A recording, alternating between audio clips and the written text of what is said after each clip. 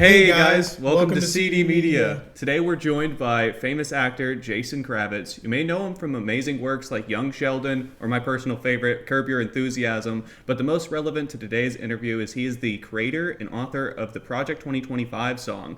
A really impressive piece of work. Some give power to the president to authorize the government to legislate morality and wrestle back normality from Marxist ideologies that infiltrate our policies like gender, race, or anything woke. We're really happy to have you on, man. Thanks for coming. Oh, thanks, guys. Glad to be here. So our first question was, you're someone with a lot of intimate knowledge about Project 2025. It sounds like you really did a lot of deep reading into the subject, as well as into its conspirators like Vought and whatnot. So how do you feel about the current administration watching all of this happen? What do you think that is, out of what has happened so far, what is the most damaging that you think? All of it? How do I answer that? They've gone beyond what even Project 2025 has said they were going to do. Project 2025 was meant to hit a lot of different angles. It hits the Christian nationalist angle. It's the oligarchic angle. It's done, and most specifically, the goal of Project 2025. The outset of the whole thing is give the executive branch more power, create this unitary executive theory, which has been debunked over and over and over again as a legitimate thing, but use it to fire whoever you want to fire in the U.S. government, take control of the purse strings from Congress and do whatever you want with it, and say you have to prove that we don't have this power, and then we have to hope the courts, fight back, even though we have a very stacked Supreme Court right now who might be very open to the idea of a unitary executive. So it all stems from this idea that there is a king, and now Trump is saying that out loud. So did you see what the White House posted the other day with the picture of Don? I mean, it's so blatantly in our face. I mean, it's he called himself the king in his own Truth Social posts. He calls himself "Long live the king." So he's playing into it, and that's offensive just as a human being, an American especially. But that's not, all that's distraction, all that announcements and proclamations. That I don't get outraged by his Truth Social posts anymore. The behavior that he's doing, but even beyond what he's doing, I don't think he knows half of what's going on. He's just signing executive orders that are placed in front of him. By the people like Vogt and by Miller and by Musk and whoever else he's got around him, completely illegitimate stuff that I don't know how much of it's going to get through, but they're really pushing it in every direction right now. Yeah, I've been saying that we really don't know just how bad it's going to be until it gets to the highest courts, because either the Supreme Court is going to say, well, yeah, we're okay with it and welcome to your oligarchical king, or they might say no to a couple things, and then there might be a little bit more of a conversation for a fight. But I mean, up until it gets to the courts, how do you feel about just everything that has happened majorly? Like, for example, the Labor Department just getting cut. Obviously everyone feels bad, but what do you think people like in unions should be, doing or reacting to this? Nothing we can do. This is the problem. The National Labor Relations Board, I depend on as a Screen Actors Guild member, and I depend on their ability to negotiate fairly with these giant streaming multinational corporations now, which is difficult enough. Obviously, we went on strike last year. Unions are in danger. But, the way things have been cut so indiscriminately, it's just sad to me, really. It's really sad that they're doing this weird cut thing that they say is to save money when it's really just to find ways of making the oligarchic class more money. Mm-hmm. And how he's coming in to cut congestion pricing in New York City. That's what he wants to do. And you're like, why? I live, where congestion pricing is affecting things, and it's so much better quality of life for people, and it's going to improve public transportation. But no one's making money off it, so they have to cut it and please the voters from New Jersey. And I'm your savior. It's anyway. There's Social Security is on the chopping block. Medicaid is on the chopping block. the prescription drug capping is already gone. The Consumer Finance Protection Bureau, which is there for normal human beings to Like fight you and against I, giant yeah. corporations, it's gone. Or they're chopping it out. USAID, which is a great democratic institution that everybody, including Marco Rubio and Lindsey Graham, championed until now, is gone. I don't understand the cowardliness of Republicans who have some sort of belief in. I mean, when Mitch McConnell is your voice of reason, you're way, way beyond. They've moved the goalpost pretty damn far. Oh Yeah. yeah. So yeah, I don't feel optimistic right now. Certainly, I I can see a long game where this is how a lot of people are talking about. This is the last gasp of this white male oligarchic class that is desperate to hold on to power because they know they'll lose it if they give, if they allow actual fair voting, or workers to actually have some power to make decisions about how they want to live. Yeah. you know they're pushing it all the way to, they would like indentured servitude. And that's not just coming from these policies, but the world has been moving that way with these oligarchs and corporations having so much power since Citizens United. I mean, uh, you've heard these things, like, oh, I'm going to buy this car. Well, would you like to rent seat warmers? It's like rent Oh seat yeah. warmers. Yeah, you have to pay a monthly fee for the seat Mm-hmm. warmers. Well, wait a minute, don't I own the car? Yeah, but you got to rent this. And when you have an fully electric cars, well, I have a feeling Elon Musk can turn a switch and turn a lot of Teslas off if you want to, and other ones on. Speaking of, Um, oh, sorry. Speaking of Musk and transportation, you said something earlier about like transportation being cut, and I'm sure you're familiar with what happened to UK's transportation, where they had a really, really good transportation system for a while, and then they got it cut over and over again. privatized. And Yeah. eventually, yeah, we got privatized. And now we see that after the FAA got cut, and all the air traffic control tragedies that are going on now, we see SpaceX offering to take over a lot of the air traffic control Let them stuff. be the champions and fix everything. Sure, that's all we need. And they also want to take over payments for a lot of things. They also, you know, the UK just sold their postal service as well, Yeah. Oh wow. to a for-profit company because it was losing money. You're like, maybe not every government agency is supposed to make money. Everybody who talks Oh about the yeah. US being run like a corporation, I don't want to be run like a corporation. I don't need a CEO in charge of things. Corporations aren't there to make their workers and their and people they work for money. Yeah. They're there to make money for the people at the top and their investors. That's all this is. How we people got duped into believing a CEO is what we need for this country because it needs to be run like a corporation is beyond me. Why there's no money to be made in investing in cancer research or labor departments. There's no money to be made there. There's only money to be lost for the people at the higher classes. What's to be gained is quality of life for the people who are and their own version of healthy, wealthier. That's what's missing. That's what's lost. And we have to remember that you don't have to make money from building a bridge. You have to build a bridge so people can get from A to B.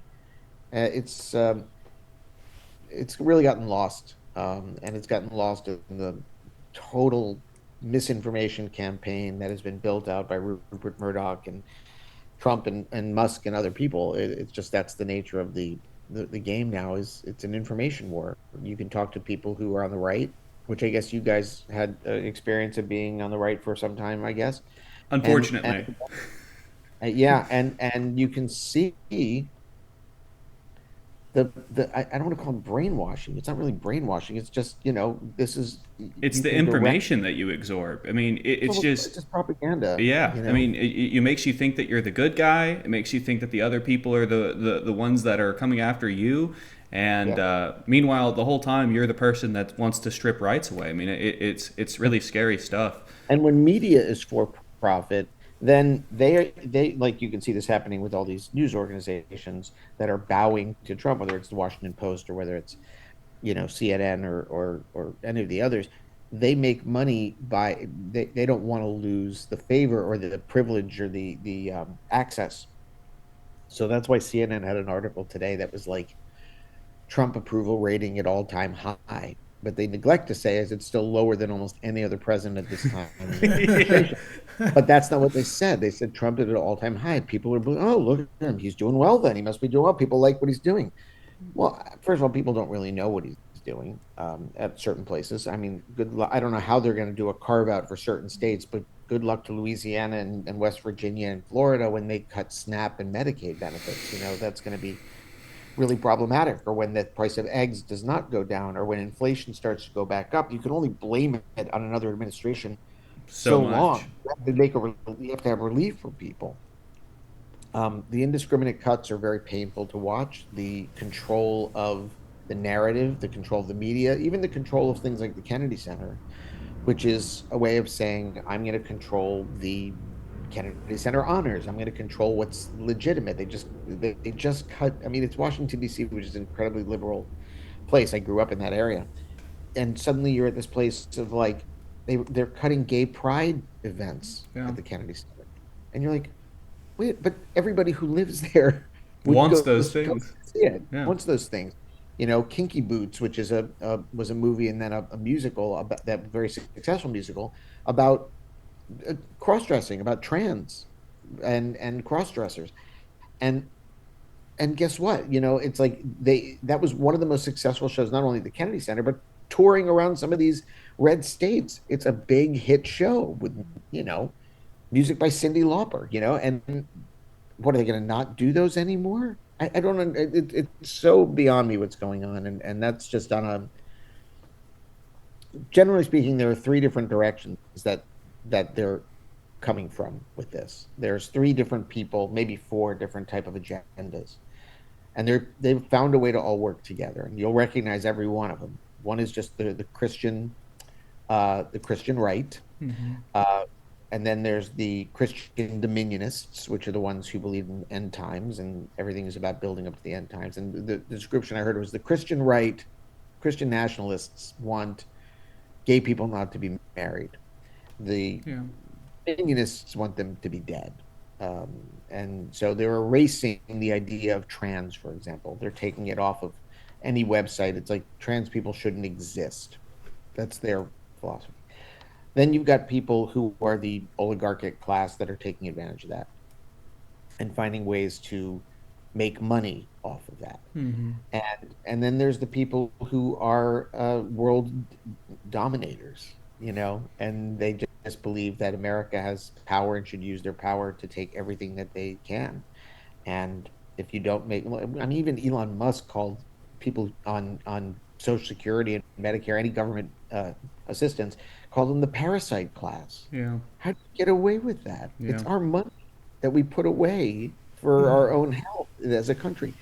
I mean, I'm not running for office, and I don't think I ever will. I can't imagine how frustrating it would be. But um, I always wanted to say, listen, if I was running for office at a national level, at least, I would say, look, I'm a patriot. I'm a serious patriot. I believe in America, and I believe we should be number one. America should be number one in education and healthcare. We should have the healthiest people, the smartest people, and the wealthiest people. And if we're not all doing that together, then you're not a patriot. If you're against everybody being number one, then why, we should be number one. Then we should help those people who are poor. We should help these people who don't have health care. We should help these people who can't eat and who can't read. This should be priority number one to make us the best. The Use last time that. you were here, you said a society can only be as strong as its weakest chain.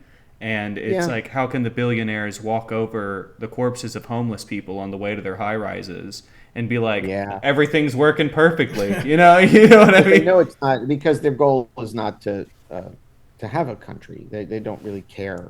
You think Elon? I mean, it's been described recently. He's a nation state. He's got his own satellite system, and he's wealthier than a lot of actual countries, Yeah. and he's got rockets.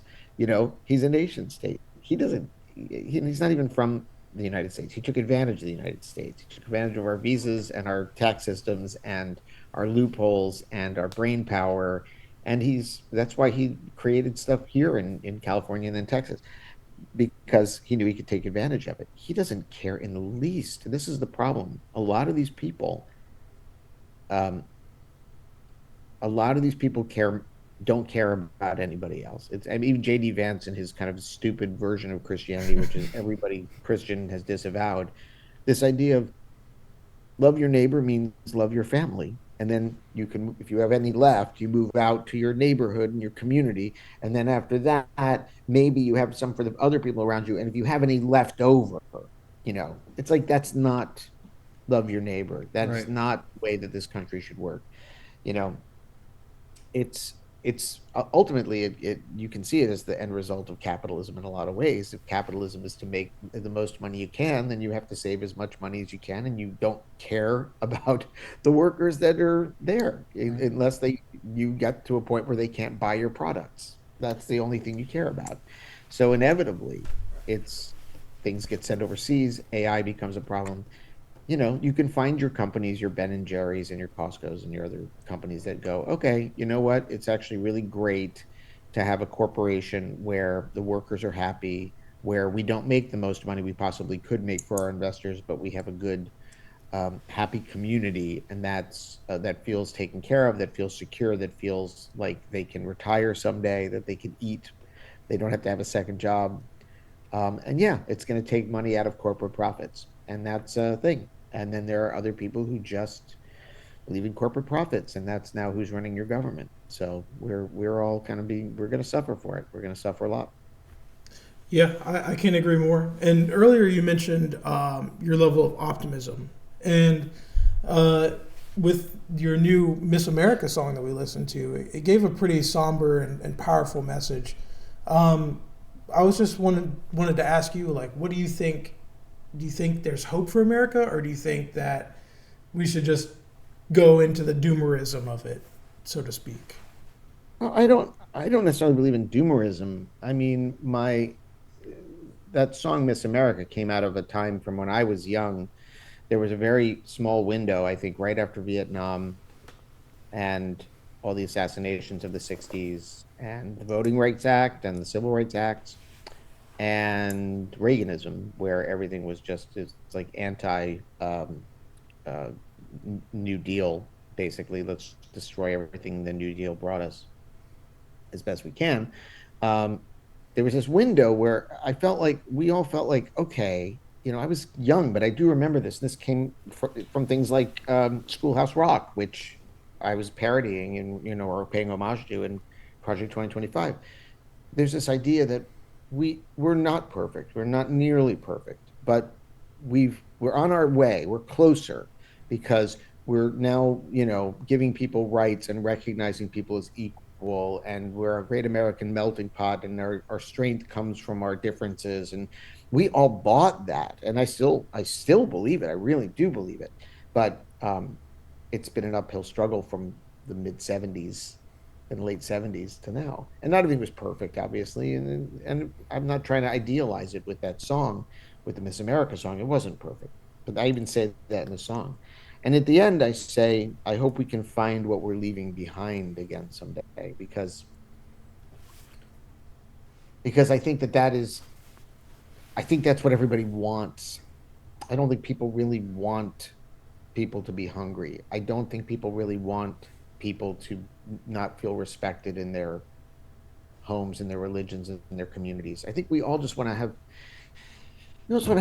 food on the table and go do something that we like doing and come home and love who we love. And I think if people were like, well, that's all we all want, that's all we want, then we'd get out of each other's business and we'd be able to do that. But that's not when people are riled up about something for other people's gain. I mean, that's not going to happen. So when you have everybody, including religious conservatives in the 70s, believing that abortion is a right and should be no problem, and we should all just get along with that, and somebody says, we're never going to win on our economic policies, but if we can get some culture war stuff going and start making up this thing that religion is or abortion is a controversial issue, then we can siphon these voters who would never vote us on economic lines. We can siphon them off, and then we can have power to do all the changes. It's That's from very the Powell memo, right?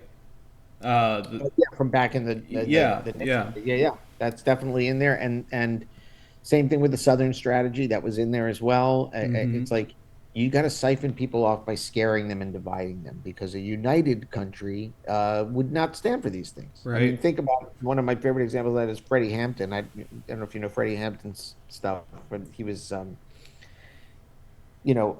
Black Panthers, and he was killed by police. Wow. His big sin, and he was 21. You should read about him. He's an unbelievably I powerful definitely character.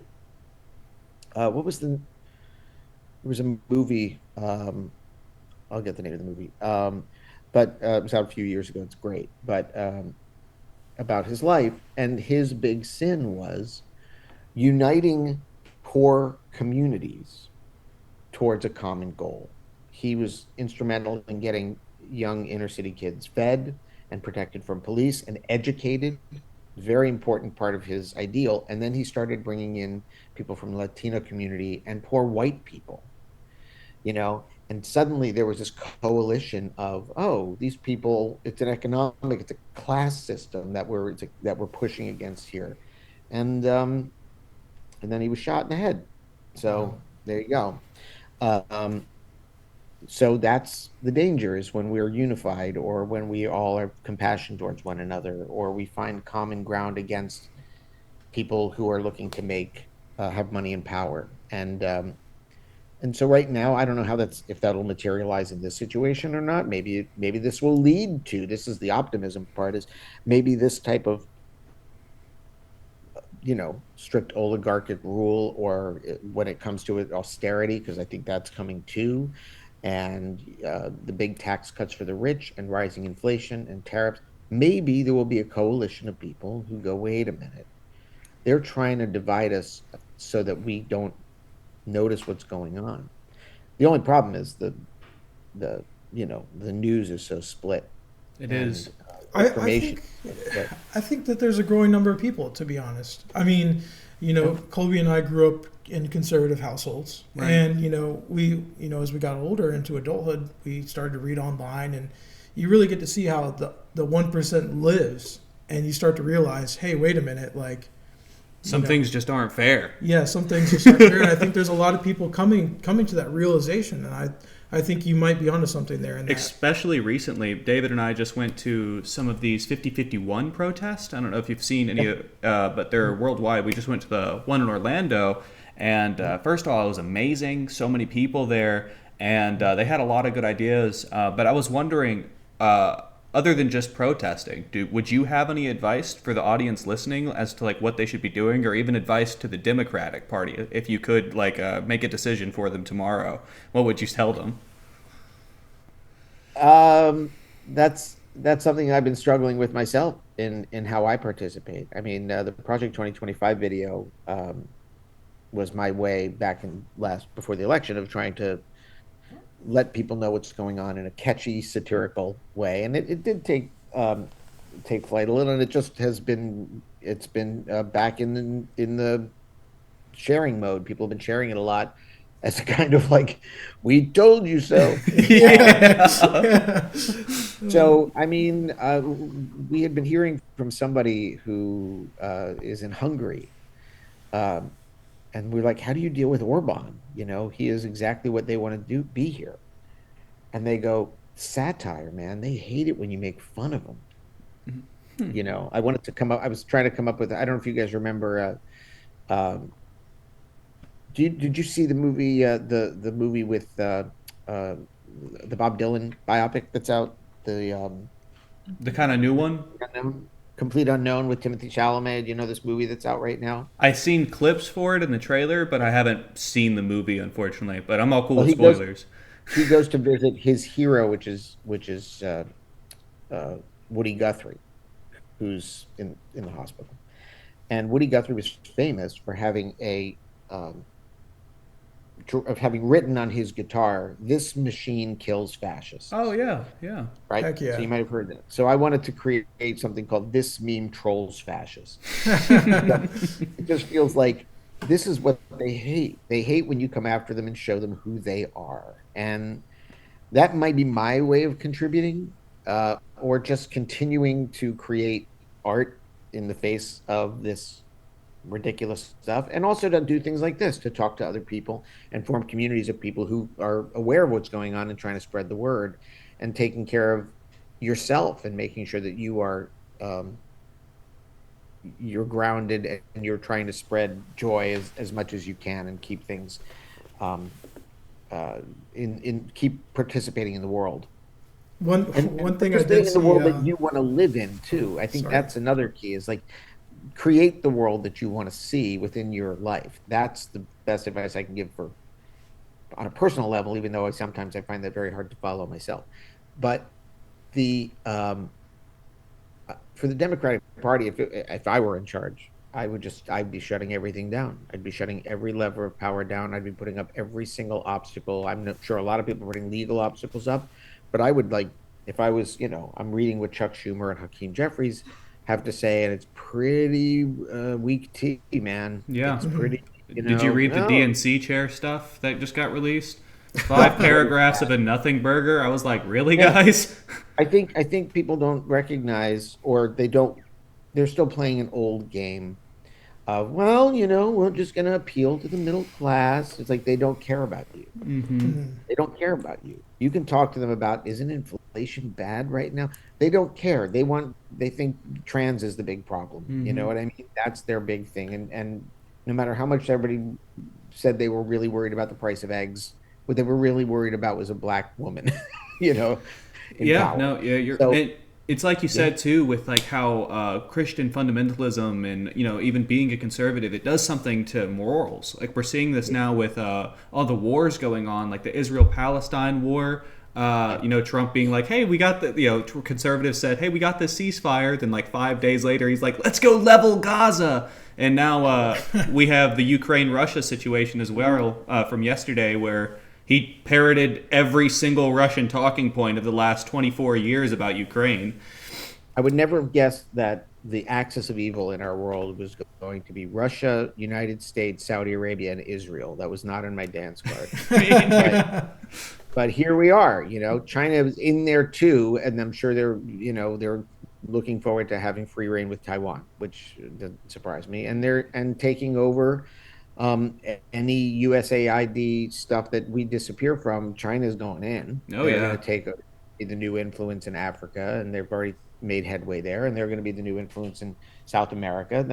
They're going to take over that role of the American century is now leaving behind. So, I mean, I think that uh, the Christian fundamentalism is it's stupid on its face, and the Christian nationalist part of it is just stupid on its face. It's so anti-democratic, and the moral loopholes that they dance around to get to whatever they want, to but they're tools. They're tools. They're yeah, tools Right. used by rich oligarchs to scare people to vote for them so that they can make the money and basically take over the planet. So I don't know. I mean, that has to burn out. It can't last forever. None of that ever lasts forever. The problem is, while we're waiting for it to burn itself out, or fighting against it, a lot of people get hurt. A yeah. lot of people get, are less safe. Some A people are lot of going to lose their people, homes. oh yeah, a lot of people are going to lose their homes, lose their livelihoods. I have Yeah, several friends, because I grew up in the DC area, that work for the government in some way, shape, or form, for the VA, for NIH, or for other companies that do business with those people, or who are doing research at university hospital things. They're all going to go away. This is not. I mean, I'm sure you've read about the PayPal mafia and all that stuff yeah, with yeah, Yarvin, and if you really read what JD Vance is talking about, where he's getting his ideas from Peter Thiel and this guy Yarvin, whatever his name is, it's terrifying. What they want. But again, I don't think. Excuse me. Wow. I don't think it can last forever. But I also think that a lot of people get hurt.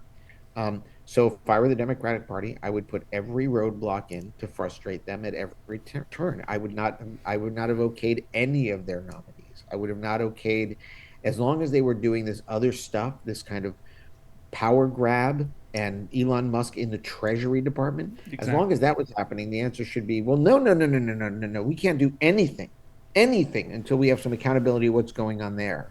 I'm Absolutely. happy to pass the reasonable ones here, but or at least consider them. But we can't do this. Not while somebody's got their hand in the cookie jar, Right. you I know, think and the putting most them back to disappointing work. thing, I'm sorry to interrupt, I apologize. I think the most disappointing thing about the Democratic Party is that it was a talking point, during the campaign that Project 2025 was their agenda.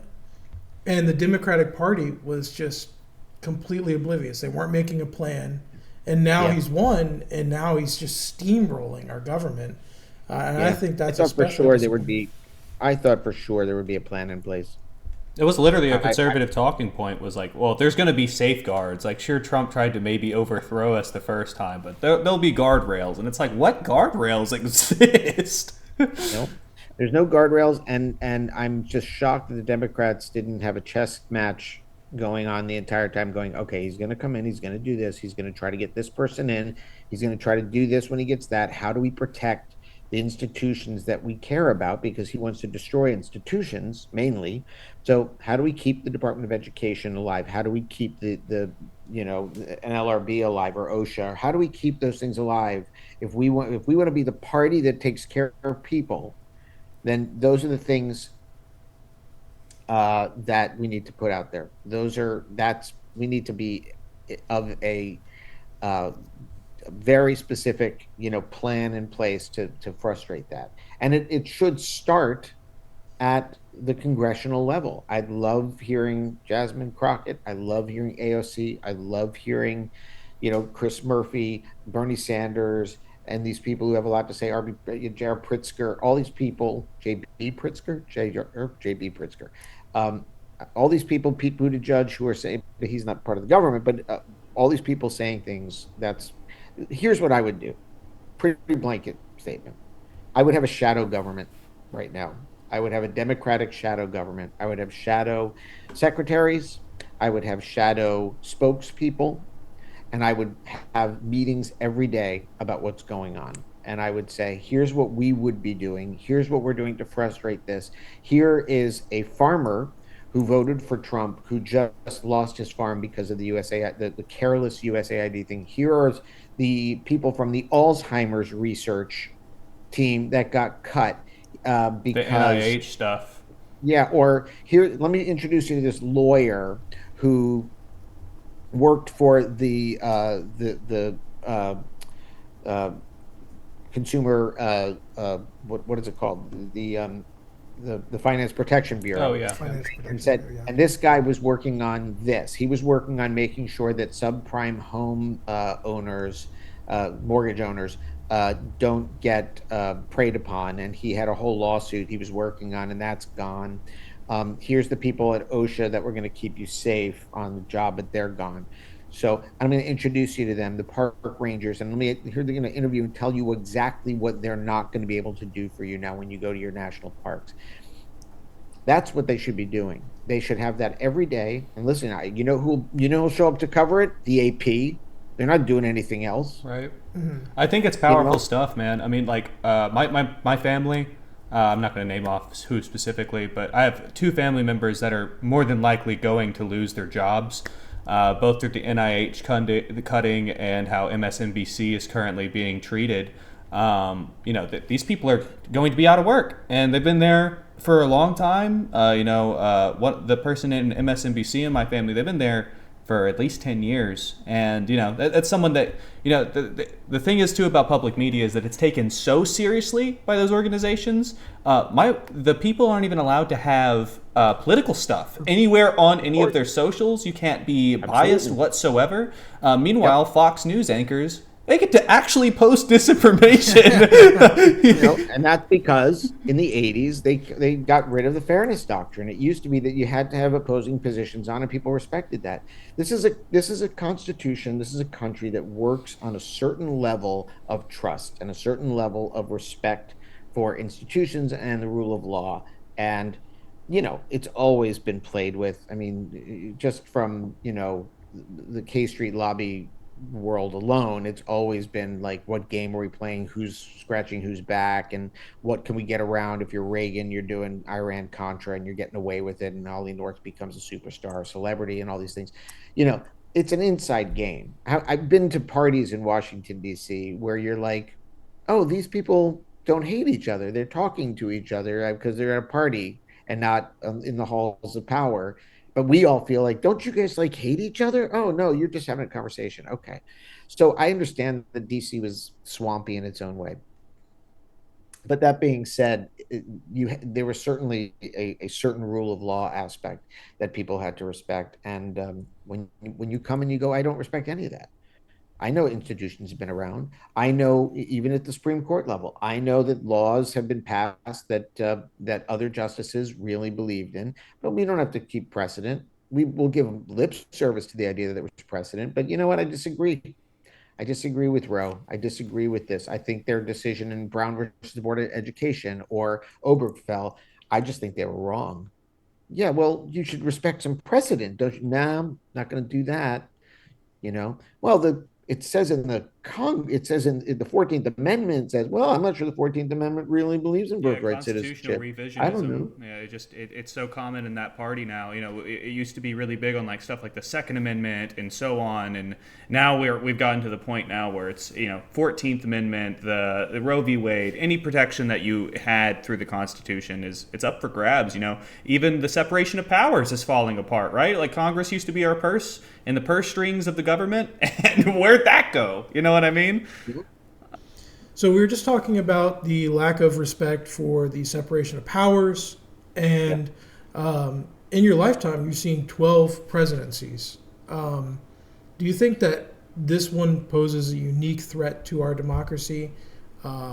Yes. For us young folks. Yes. Nowhere has this ever. The closest thing to this was Nixon when three people resigned or were fired. And the Congress was like, well, I don't know. We were fans of yours, but now you're losing support. And then he resigned. I mean, it was like there was some integrity within Congress. There wasn't such a divide in Congress. And I know everybody wants to think it's like, well, the left moved left and the right moved right.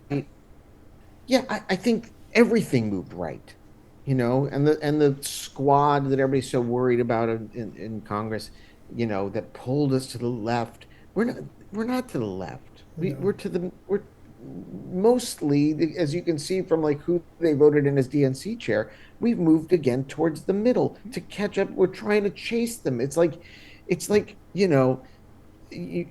I don't chase friendships anymore, but I'm sure we all do. Where you're like, well, maybe this time, or girls, or it's like, well, maybe this time, if I just do this much, they'll like me more, and maybe they'll come. It's like it's not going to work. Not going to work. Just be who you are, and I guarantee you, people will come to you. The Democratic Party needs to embrace a lot of the anger that's going on right now, because if you really presented to the American public on all sides what's going on, not just like, well, Doge came in and they cut some things down and trimmed up the back. If you said, listen, let me show you exactly what they cut. And nope, they maybe at that point they would go, wait a minute, we don't want that. I mean, who would want that? Who would want any of the things that they're proposing? Honestly, I mean, Unless you're a billionaire. it's just horrible. Not proposing, but what they're doing. Who would want OSHA to go away? What right-minded person thinks OSHA, to trim the fat, you need to get rid of OSHA? Yeah. It's like, come on. And the rhetoric is just as ridiculous. It's like, oh, well, OSHA slows down construction sites. Yeah, Oh, you're right. Yeah, what? What? worker, any worker on a construction site is grateful for OSHA. Yeah. They are. They just are. They're not worried. They're not worried about it. Again, you can go back to the pandemic, right? Everybody was like, we got to get back to work. You got to get back to work. The pandemic's over. We got to get people back to work and to school. That was never about anybody's health. Yeah. That was only about getting the economy going again.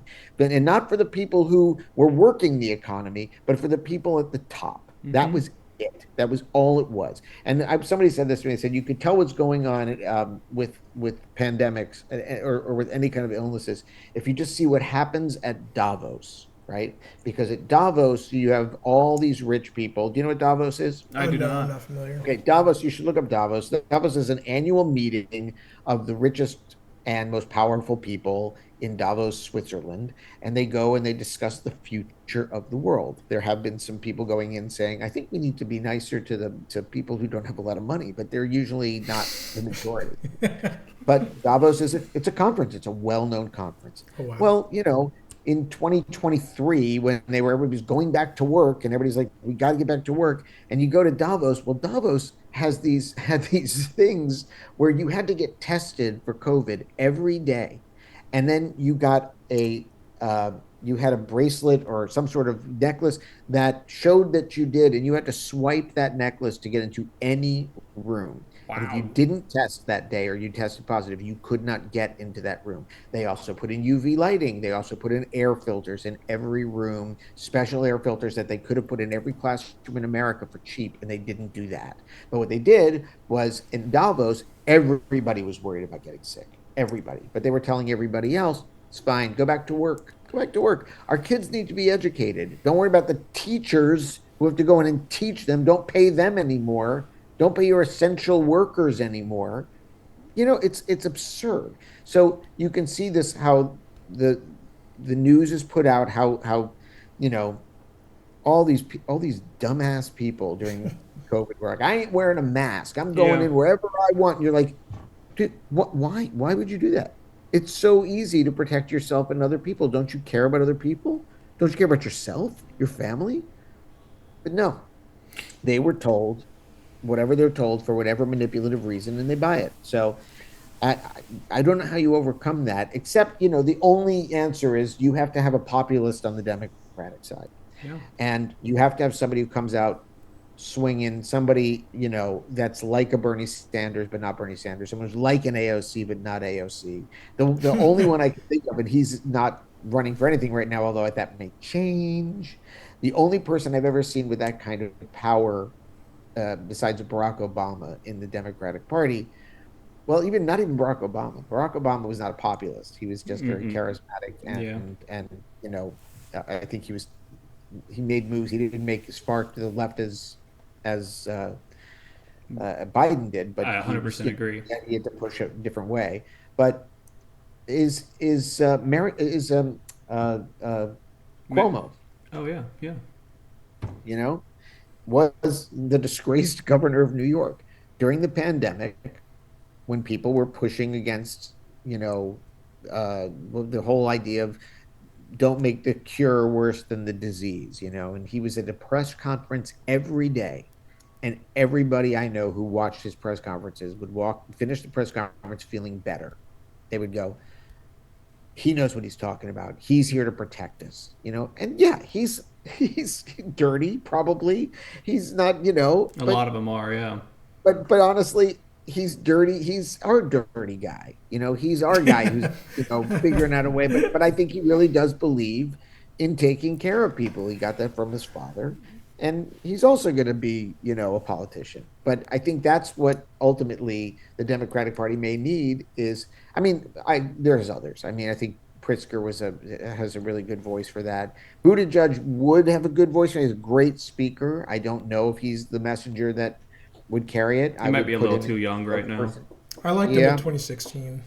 Yeah, I just think there's somebody out there who can come in as the populist and go, what the hell? What happened to our Constitution? We need to put things back to where they were. This is ridiculous. But it's not going to happen for a long time. Yeah, I agree. A lot of wrecking of things before that. I think something that Democrats, every time that they are successful, I think you see a big change in their messaging. Like for Barack Obama, for instance, it was change, right? It was change in healthcare. That was his two big things. So he promised you two things, and he delivered on those two things. And he didn't even really have to focus on the surrounding stuff that the current left wing does. Like Barack Obama didn't have to talk about gay politics, right? He just did. He did. He did a did. little bit. He said. Well, yeah. He actually said that he was against it for the most part. That he didn't support the marriage. Meanwhile, it still happens during his term. I think that Democrats probably need to occupy something similar. Or like Bernie got so popular, for instance, because he was like, I'm going to make your college free. You know, you focus on one or two of these powerful messagings. Like, we should have never stopped focusing on healthcare, right? Every American still cares about it, and there's something to be said for that. So, you know, it might not even have to be a populist. Like you said, Barack Obama wasn't really like one. It could just be someone that understands at least something that we want done and that the party can like grip onto. Yeah, I guess yes and no. I get your point of that, but I think that we're up against a very different challenge right now. Trying to Yeah. break through the messaging on the right, which is divisive and uh, and painful and full of just unbelievable lies, constant lying in Yeah. order to get the rich people what they want, and I just the amount of cruelty. I don't understand it, and I don't think I ever will. I just think it's just unbelievable. People must be so hurt from their childhood that they need to have that level of cruelty. I'll never get it, but um, I think that there has to be a bigger push, and it doesn't have to be single message, but it has to be. Yeah, well, listen, simple messaging is always a great idea, For obviously, sure. but it doesn't have to be single issue or one or two issues. It could be a very broad, you're being lied to and you are being cheated out of your money. That goes across the board. Yeah. People are here to protect you. They fired those people. People are here to make sure that your money is safe. They fired those people. People are here to make sure that your food is protected. They fired those people. Right. And like you That's said what's earlier, going on. there can't be any compromise with the next Democratic nominee. There can't be any compromise with the Republicans because they're not compromising with us. They're taking away rights. They're firing people that protect the American people. There's been a lot of that. Maybe this time, if we give them a little something, they'll give us something back. That was Schumer's whole plan with like, well, maybe if we say okay to the nominees for cabinet members that are okay, like Marco Rubio is okay, then maybe we'll get Susan Collins and Murkowski to come over here on RFK Jr. Or Tulsi Gabbard. Guess what? Didn't work. Yeah. Didn't work.